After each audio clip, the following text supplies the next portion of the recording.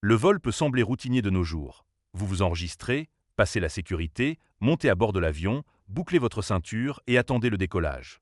Mais derrière la voix calme du capitaine, les sourires amicaux de l'équipage et les collations en vol, il existe un monde caché dans le ciel, un monde rempli de secrets. Dans cette vidéo, nous allons plonger dans les secrets du vol qui ne sont jamais révélés aux passagers, des faits que les pilotes connaissent, que les hôtesses de l'air sont formées à gérer et que les compagnies aériennes préfèrent que vous ne posiez jamais de questions à propos. Accrochez-vous, car ce que vous allez apprendre pourrait bien changer votre façon de voir le vol à jamais. C'est parti.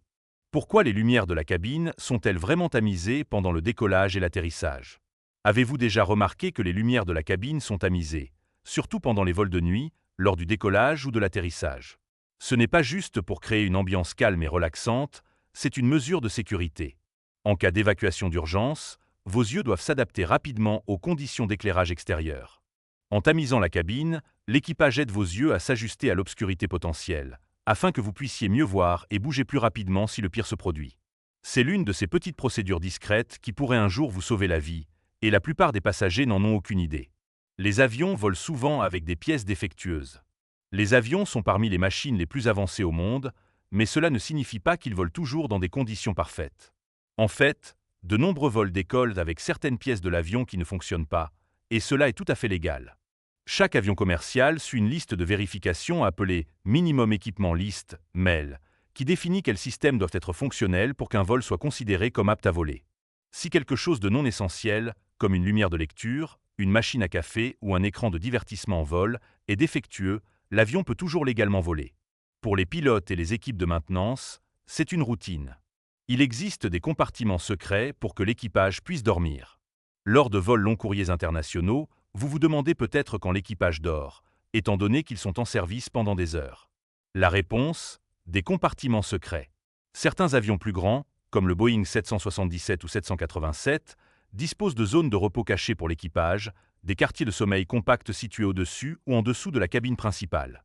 Ces zones sont accessibles par des portes non marquées ou même des échelles, invisibles pour les passagers moyens. À l'intérieur, les hôtesses de l'air et les pilotes peuvent se reposer pendant les vols longs. Pendant que vous vous étirez en classe économique, l'équipage pourrait être confortablement installé dans un couchette caché juste au-dessus de votre tête. Les masques à oxygène ne durent que 15 minutes. Vous avez vu les masques à oxygène dans toutes les démonstrations de sécurité, mais voici quelque chose qu'ils ne vous disent pas. Ces masques ne fournissent que 12 à 15 minutes d'oxygène. Cela peut paraître terrifiant, mais il y a une raison à cela. Si un avion perd la pression de la cabine, la priorité du pilote est de descendre à une altitude respirable, généralement sous 10 000 pieds, aussi rapidement et en toute sécurité que possible. Cette descente prend généralement seulement quelques minutes. Le masque à oxygène est là pour vous aider à rester conscient pendant la descente. Ce qui est plus urgent que le temps d'oxygène, c'est votre temps de réaction. Vous n'avez que quelques secondes pour mettre le masque avant que l'hypoxie ne s'installe. Alors, si cela se produit, oubliez tout le reste et prenez le masque. L'eau des avions pourrait être contaminée. Réfléchissez à 2 fois avant de boire de l'eau du robinet dans un avion. Cela inclut le thé et le café, qui sont souvent préparés avec l'eau des réservoirs à bord. Le problème, c'est que ces réservoirs sont rarement nettoyés de manière approfondie. Plusieurs études et audits des compagnies aériennes ont montré que les réservoirs d'eau peuvent contenir des bactéries, y compris de l'Escherichia coli. Bien que l'eau soit techniquement potable selon les normes des compagnies aériennes, même certains membres d'équipage refusent de la boire. Si vous avez soif, optez pour de l'eau en bouteille scellée, votre estomac vous remerciera plus tard. Les pilotes peuvent faire une sieste pendant le vol. Voici quelque chose que la plupart des passagers ne réalisent pas. Les pilotes sont autorisés et parfois même encouragés à faire une sieste pendant le vol. Cela s'appelle un repos contrôlé. Lors des vols longs, en particulier ceux au-dessus des océans, les pilotes se relaient pour se reposer pendant que l'avion est en pilotage automatique. Un pilote reste éveillé pour surveiller les systèmes, tandis que l'autre se repose. Les changements de pilote sont soigneusement coordonnés. Sur les vols ultra-long courriers, il y a souvent un pilote de secours ou de relève. Voler à travers des fuseaux horaires pendant 12 heures d'affilée est épuisant. Un pilote bien reposé est un pilote plus sûr. Donc oui, votre capitaine peut être endormi, mais ne vous inquiétez pas, c'est tout prévu. Le mode avion concerne davantage la communication que la sécurité. Nous avons tous entendu les annonces pour mettre votre téléphone en mode avion, mais soyons honnêtes, combien de fois avez-vous vu quelqu'un l'ignorer? Voici l'explication. Un téléphone ne fera pas s'écraser l'avion. La véritable raison du mode avion est d'éviter l'interférence avec les systèmes de communication, surtout pendant le décollage et l'atterrissage. Si des centaines de téléphones essaient de se connecter simultanément autour, cela peut créer des interférences sur la radio du pilote. Donc non, votre téléphone ne va pas faire tomber l'avion, mais il est quand même préférable de respecter les règles pour le bien de tous. Les toilettes de l'avion peuvent être ouvertes de l'extérieur. Cette petite toilette d'avion peut sembler être votre seul espace privé en vol, mais ne vous y habituez pas trop. La porte de chaque cabine peut être déverrouillée de l'extérieur. Il y a un loquet caché, généralement derrière le panneau des toilettes, qui permet à l'équipage d'ouvrir la porte en cas d'urgence, ou si un passager est inconscient, ou, soyons honnêtes, si quelqu'un met trop de temps à en sortir. La vie privée est plus une illusion qu'une garantie. Les membres d'équipage vous surveillent de près lorsque vous montez à bord. Lorsque vous embarquez et que les hôtesses de l'air vous sourient et vous disent bonjour, ce n'est pas seulement pour la forme.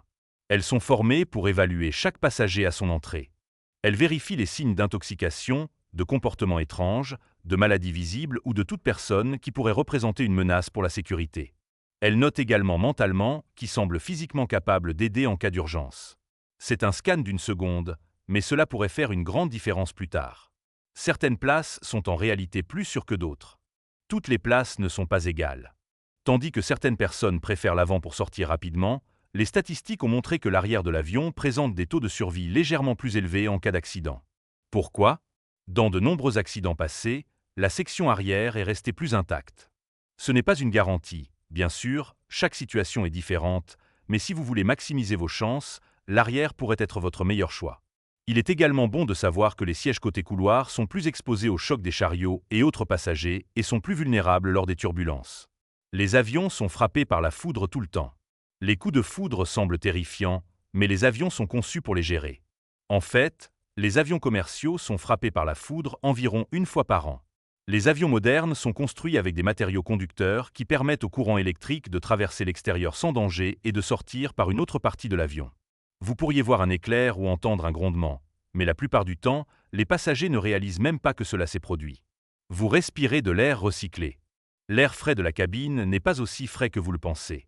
L'air que vous respirez pendant votre vol est un mélange d'air extérieur et d'air recyclé de l'intérieur de la cabine. La bonne nouvelle, c'est qu'il est filtré à travers des filtres EPA, qui sont très efficaces pour éliminer les bactéries et les virus, avec une efficacité de 99,97%. Cependant, pendant la saison de la grippe ou sur des vols bondés, il peut être utile d'avoir un masque ou des lingettes désinfectantes à portée de main, surtout que vous ne savez jamais qui était assis à votre place avant vous. Les tables à plateau sont plus sales que les toilettes. En parlant de propreté, l'une des surfaces les plus sales de l'avion n'est pas la salle de bain, mais la table à plateau. Des études ont montré que le niveau de bactéries sur les tables à plateau rivalise avec celui des toilettes publiques.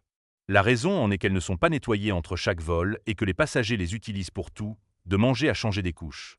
Si vous prévoyez de manger sur l'une d'elles, apportez des lingettes désinfectantes. Croyez-nous, les vols surbookés ne sont pas un accident. Vous vous êtes déjà fait dire que votre vol était surbooké ? Ce n'était pas un accident, c'était une tactique commerciale. Les compagnies aériennes surbookent volontairement les vols, sachant qu'un certain pourcentage de passagers ne se présentera pas. Lorsque tout le monde se présente, elles commencent à offrir des bons ou à refuser des passagers. C'est un risque calculé qui augmente les profits, mais malheureusement, cela peut aussi ruiner les plans de voyage de quelqu'un en un instant. Il existe des protocoles pour les décès en vol. Finissons sur une note légèrement morbide. Que se passe-t-il si quelqu'un meurt à bord d'un avion ? C'est rare, mais cela arrive. Dans la plupart des cas, l'équipage déplacera discrètement le corps vers un rang vide et le couvrira d'une couverture, le traitant avec dignité jusqu'à l'atterrissage. Certains avions long courriers sont équipés de sacs mortuaires ou de kits pour les corps, au cas où. Il n'y a pas de réfrigération ni de zone spéciale pour les défunts. Si un passager meurt en vol, il reste généralement à son siège ou est allongé à proximité jusqu'à l'atterrissage.